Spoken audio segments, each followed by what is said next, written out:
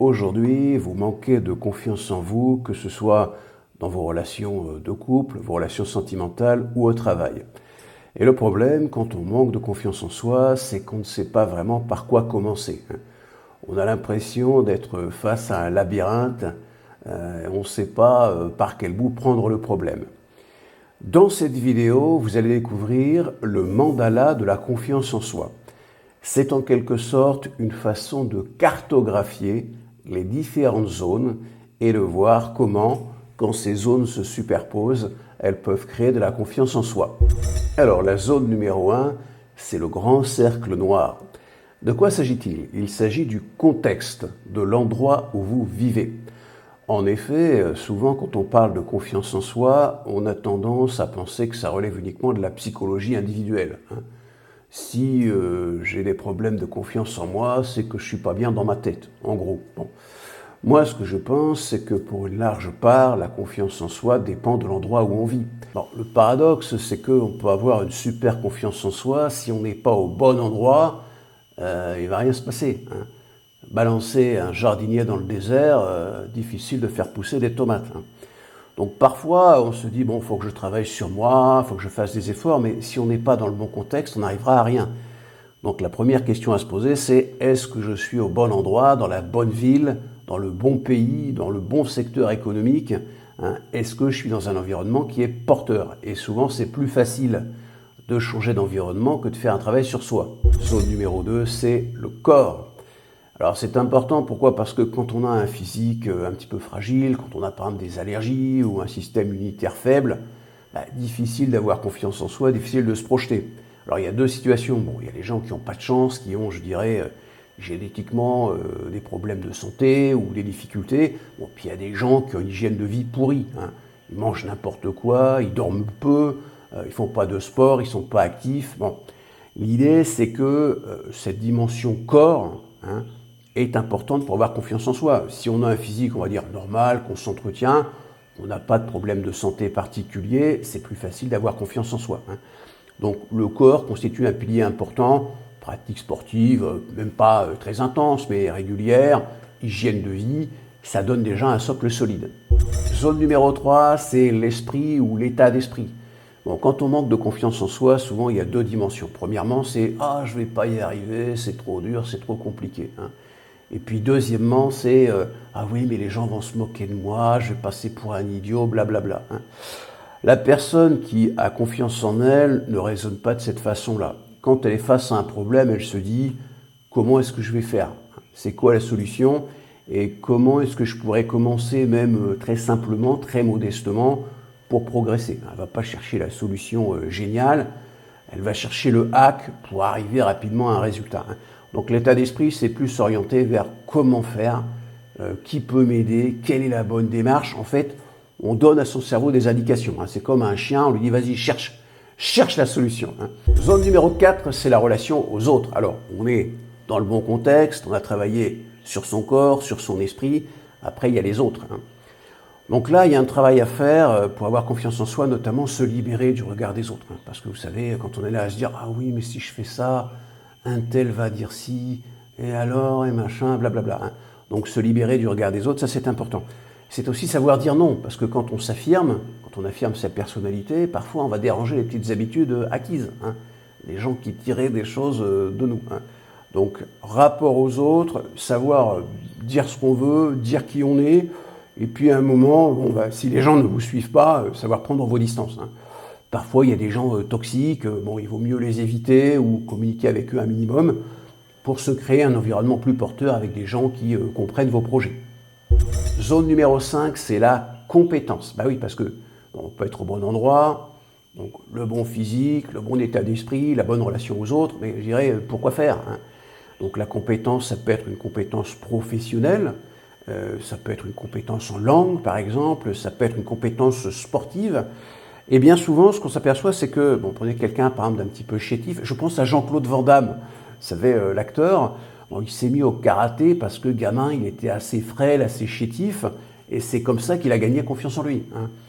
Donc moi, je pense que la confiance en soi, ça se développe notamment par le biais de compétences, qui peuvent être très variées, À partir du moment où vous maîtrisez quelque chose, que ce soit la pâtisserie, le jonglage ou la mise en page d'ouvrages d'art, vous avez un socle solide pour construire. Donc une question à vous poser, c'est comment est-ce que je peux développer des compétences, alors qui seront souvent utiles sur le plan professionnel. C'est vraiment un socle. Et ce que je pense, c'est que beaucoup de jeunes, souvent, manquent de confiance en eux parce qu'ils n'ont pas de compétences. Ils n'ont pas de métier, ils n'ont pas de compétences, ils ne savent rien faire de leurs mains. Bon, normal, ils n'ont pas eu le temps d'apprendre.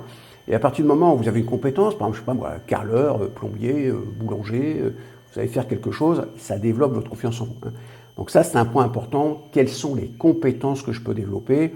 Une fois qu'on a une compétence, une fois qu'on se sent bien dans son métier, ou bien dans son sport, ou bien dans une certaine discipline, on a vraiment une base très solide pour construire. Et donc, au centre de ce mandala, vous avez le petit carré noir qui symbolise la confiance en soi. Alors, il faut savoir que parfois, on peut être, par exemple, beaucoup plus fort sur un domaine compétence, et ça peut contrebalancer d'autres domaines. Vous voyez ce que je veux dire ? Ou alors, on peut avoir un physique extrêmement fort, et les choses peuvent se contrebalancer. Donc maintenant, une dernière question, si vous regardez ce mandala de la confiance en soi, où en êtes-vous sur le contexte, sur l'aspect physique, état d'esprit, rapport aux autres, compétences? Quelles sont d'après vous vos priorités, les choses à développer? Et l'idée vraiment, c'est d'y aller petit pas par petit pas. Bon, on ne va pas changer en 2 coups de cuillère à peau. L'idée, c'est de se concentrer sur des petites choses. Les petits ruisseaux font les grandes rivières. Si vous voulez aller plus loin, découvrez mon livre « Avoir confiance en soi » avec une conception originale. C'est un livre où j'ai voulu conjuguer à la fois un récit, une émotion et des outils pratiques. Donc par exemple, vous découvrirez le personnage de Jade. Donc, c'est une jeune femme qui a la vingtaine, qui est extrêmement timide, qui végète de petit boulot en petit boulot. Et puis un jour, à l'agence d'intérim, on lui met un gros coup de pression et elle se retrouve dans une situation a priori difficile, mais qui va débloquer beaucoup de choses. Lundi, 7h50, je me présente à l'agence d'intérim. Vendredi, au téléphone, Samira, l'assistante, m'avait parlé de tests d'agilité. Je passe ce type d'épreuve de temps à autre. En général, j'ai de bons scores. On est assez manuel dans la famille. Je suis reçue par Rokhaya, la patronne. Un soir, devant l'agence, il était tard, j'ai croisé un jeune, genre basketteur, qui devait être son fils. Ce garçon portait une Minerve. Au téléphone, il parlait des épreuves du bac. Si c'était bien son fils, je pense que Rokhaya doit avoir la quarantaine. Mais elle fait bien moins. Elle me dirait « j'ai 25 ans », je la croirais. Elle a une peau démentielle. Rokhaya déborde de confiance en elle. C'est un modèle pour moi. J'aimerais être comme elle. Aussi, j'apprécie chez elle son côté respectueux. Jamais un mot plus haut que l'autre. Une vraie mère poule. Elle sait vous mettre à l'aise. En dehors de ma famille, c'est une des rares personnes avec qui je me sente bien. Rokhaya m'accueille avec le sourire, mais lance la discussion par une mauvaise nouvelle. Jade, je suis désolée. Les boîtiers électriques, ça va pas se faire. Ok. Mais j'ai autre chose. C'est dans un supermarché. Présenter des produits. Présenter des produits ? Non, ça c'est pas pour moi. Je t'explique.